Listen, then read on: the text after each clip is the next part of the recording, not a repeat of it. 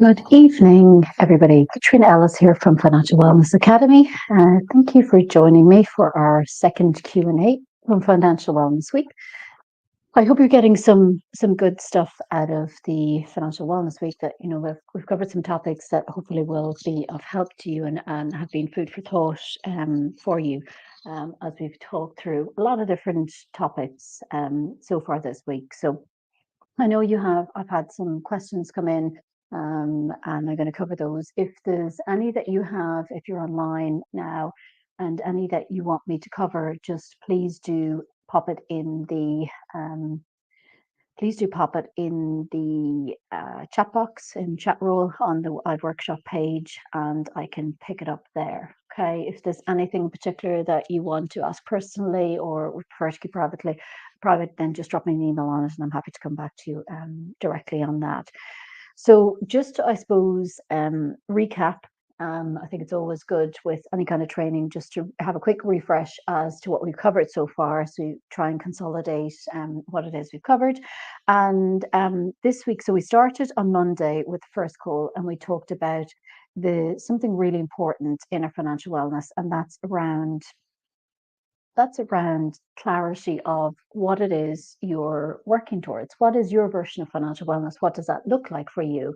And that is so fundamental to everything that you're doing here. And it's often something that people overlook because you're so busy firefighting for a lot of people on a daily basis, keeping the bills paid and keeping on top of things, that it's almost like you don't want to look forward, or for who knows how many different reasons, you don't want to see what's potentially ahead. And it can be scary to look, but I have found that to be, I suppose, in equal parts to be very scary, but equally very exciting and empowering. And it was absolutely key to getting me to where I am today. So that's fundamental and absolutely fundamental. Having that vision, coupling it with the action really has a massive impact on your financial wellness and where it is that you want to be. So that was kind of the main piece out for Monday. Um, Tuesday, then we had our Q&A, and Wednesday, then last night, I covered the 5 mistakes. So just recapping on those, the first one was around giving your power away in your money. So assuming that maybe your partner is going to, they deal with the money stuff, or a third party outside your home, perhaps an employer or the government or whoever it is going to deal with that for you. And whilst those individuals that you're thinking of may provide a level of support to you, they're not ultimately going to take the same responsibility that you will for your financial wellness. So there's nothing quite like 100% responsibility. And whilst that can again be scary, there's just no matching it when you step into this and you take on that 100% responsibility around your financial wellness. It's an absolute game changer. Okay. Second mistake then we covered was around giving up with challenges, and your mindset being such an important part in succeeding with this. And it is not an easy road. There's lots of challenges ahead. It's riddled with challenges. It's riddled with complexities, decisions. It's not for the faint-hearted.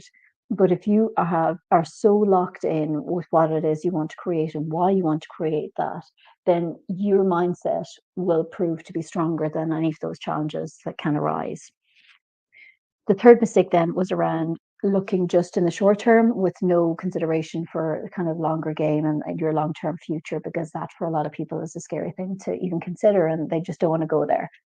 And then mistake four was around a disrespectful relationship with money. So trying to work to correct that and generate that healthy relationship. And then the last piece was around no diversification. So putting all your eggs in one basket, and that does inevitably lead in time to being burnt in one way or another. Okay. So that was pretty much the recap. So in terms of questions, and I always say this, there's no such thing as a silly question. Anything it is that you want to know, please just ask. So some of the ones that have come in, one was around retirement and the difficulty in getting your head around that. And that's a big topic. But again, I would bring it back to the principle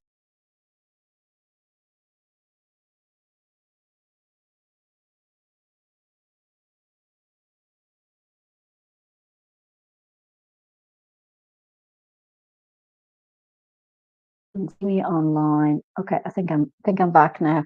Um, Retirement. So I was talking about retirement and a question around retirement. So it can be very overwhelming to even think about, what does that look like? And you can kind of feel, wow, this is really something I don't even know where to start. And there's so much talk if you listen or read any articles or listen to pieces online or on the television about retirement. It's made out to be very, very complex area and something that, unless you're some kind of super qualified actuary or chartered accountant or whatever, it's not for common people to it's general public to figure out. And I would say I definitely had that perception when I started on this journey, which is why I had left my pension, my defined benefits pension, for the bank, who was my employer also, and also my pension provider and pension manager, until I got the confidence and the knowledge myself to go, you know what, actually, I'm better equipped to manage this and get better returns with lower charges than you are. And that was a pretty ballsy thing to say. But it was only with the backing of my mentor encouraging me and explaining to me as to why that was a smarter thing to do. Now, at the time, I was absolutely paralyzed with fear about doing that. But it was by educating myself and understanding the whys and wherefores of what I had and what I could have and what was involved in making that transition that I grew the confidence to do that. And even when I took the first step with it, I didn't do it. I did it in small tranches because it was the only pension I had. It was a significant size, and I didn't want to screw it up because if I got it wrong, well then that would be detrimental effect to me in my future. So I understand firsthand how scary that can be in looking at it. So I would break if you're your retirement is something that scares you, then I would break it down into small pieces and back to those baby steps we talked about again last night and we mentioned at various points during the week. Is start with the end in mind first. Okay, so what does retirement look like for you? And then what is your current provision for retirement? And figure out, okay, well, if this is what I need, and this is what I need, and this is what I have, okay, well then I've got a gap. And when I did that, I had a gap, and that was a little bit scary to get awareness around. But then I knew, and then it was a case of okay, right. So the gap is what it is. So what can I do to bridge that? And I looked at different things, and I started on a small scale by doing, say, the investing, the €20 a month, and that gave me confidence to do larger amounts that could potentially address that. But then I also got started into property, and my property vision started in 2019 in two respects. So I think I mentioned during the week, 2019, we bought the home we're in now, and I had this vision for this part of it, which was, a dumping ground.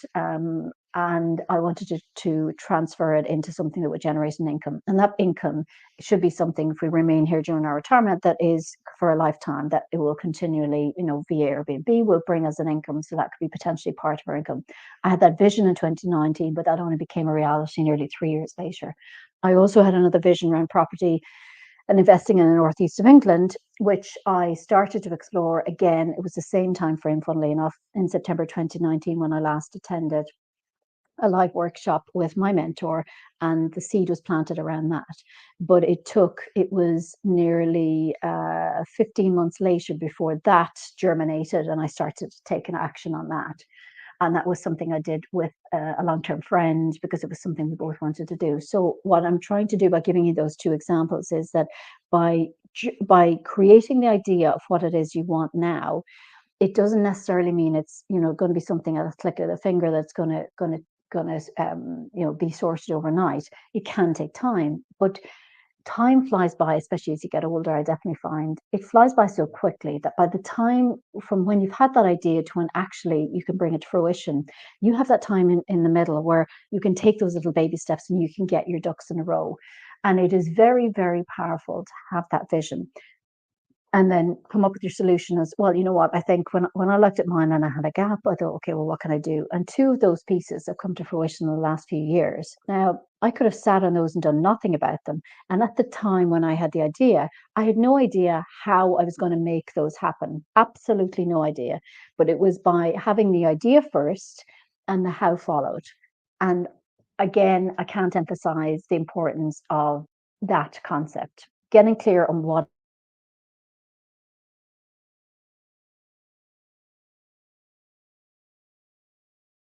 No, I see this blacking out again. Okay, I'm hoping, I'm not sure what's happening with the connection because I should be in a good space for a connection. So try again. So I would say to anybody, where I had a question around retirement is start with the vision. So what is it that you want in the at the end state? What do you have currently right now? And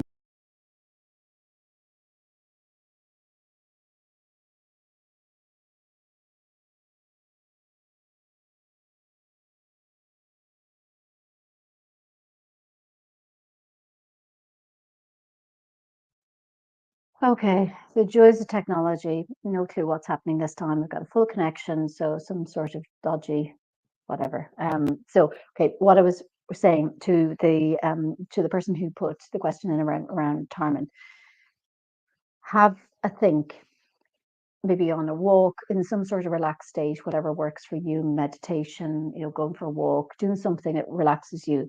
Have a think and lean into what retirement would look like for you. Your ideal retirement, not based on anything that's currently in place right now. This is blank sheet. And you look at it and say, okay, well, how would I like it to look? Then have a look, maybe at a different point in time, as to what you've already in place. Look at potentially what's there in terms of the state pension. Look what maybe if you've got a private pension, and see what that would give you. So if you know that you need X per month, to give you the standard of retirement that you want, and you currently have in place Y. Okay, what's the difference between the two? Okay, there's Z is the difference. So how do you go about potentially making up that difference? And it's through growing through that process that will really give you clarity as to how it's going to come together. Okay, so hopefully that answers your question. And let me know if there's anything further on that. Um, Another question in around how do you know what a good platform is to trade? And this obviously it's a hard one to answer. So I'll answer it in terms of without I'll mention two that I'm familiar with, or three actually, two in Ireland and two in the UK. And really, so the ones I personally use in the UK is Hargreaves Lansdown.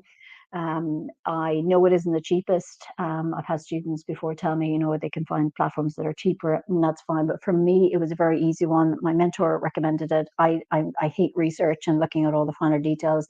I trusted her, and so I went with it. Since I've been using them for 7 years, the customer service has been excellent. I've, my investments have done very well. It's very easy to navigate the platform, and I've been very happy with it. So I had no reason to shop around.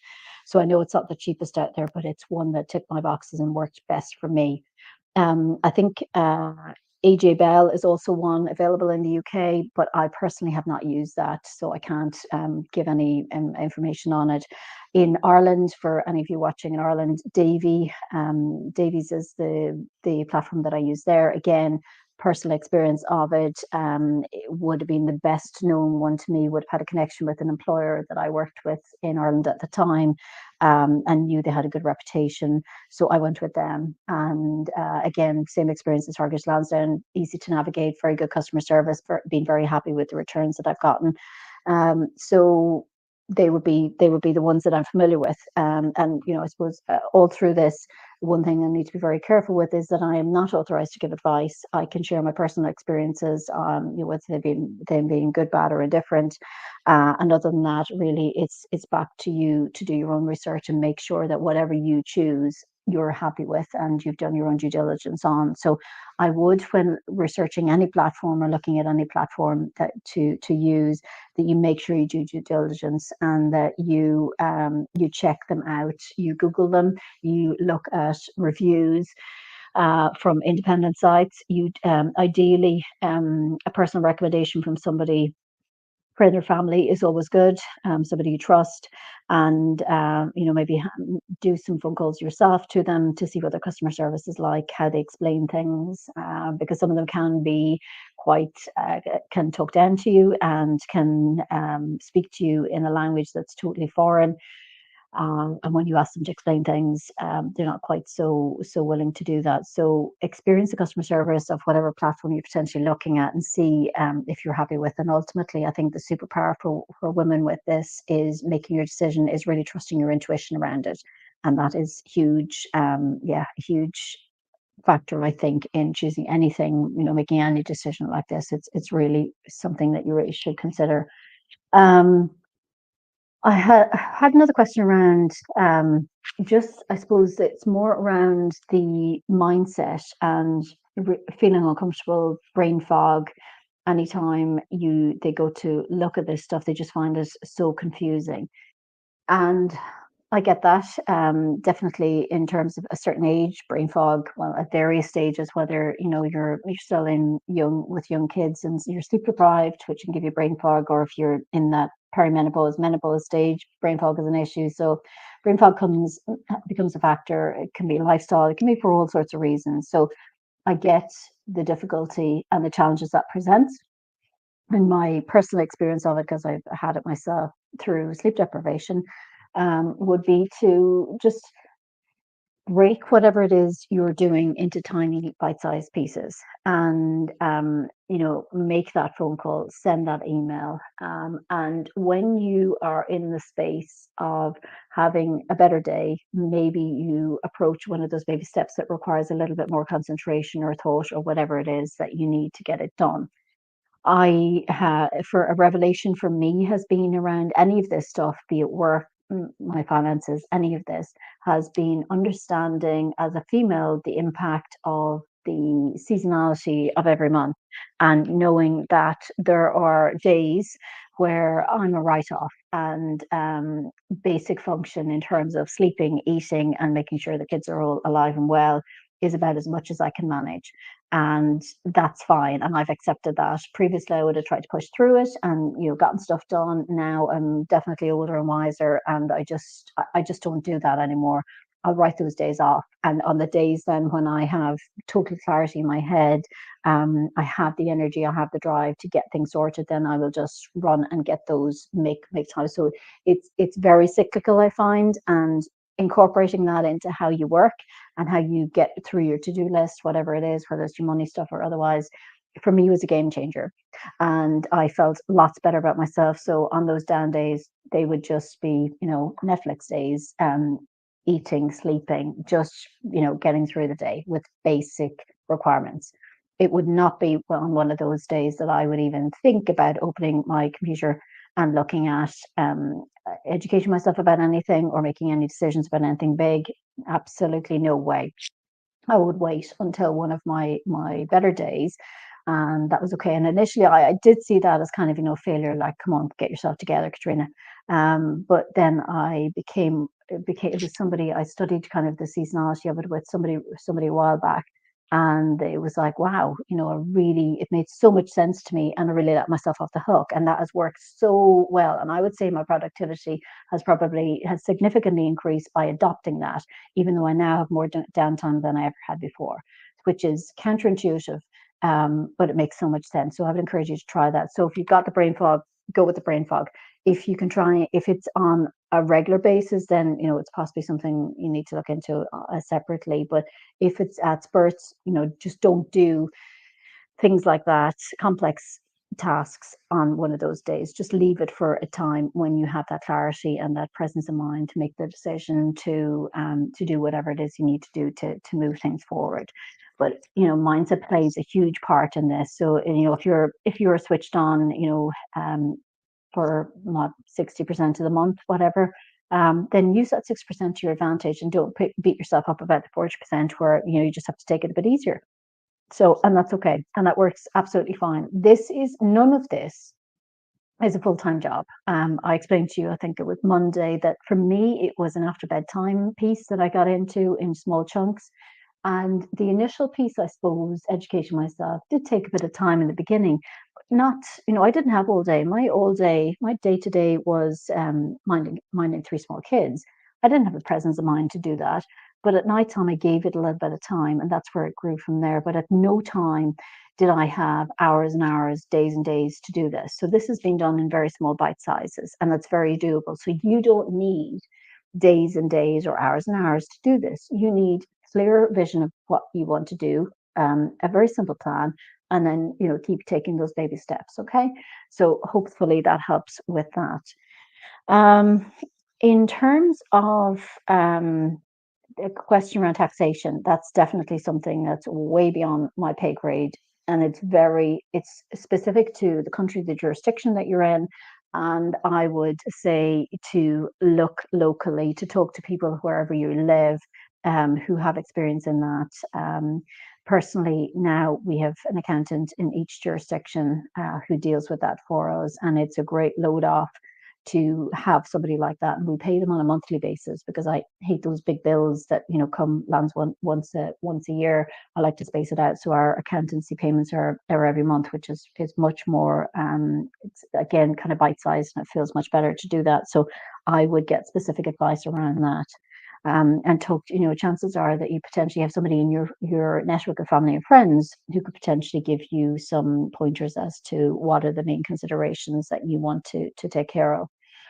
In the beginning, I think, you can probably, for most people, get a good handle on the basics of where you live, and a quick Google will probably tell you about the black and white rules around it. But when you get to a certain level, then you probably need specific advice on it. So I didn't have an accountant in the beginning.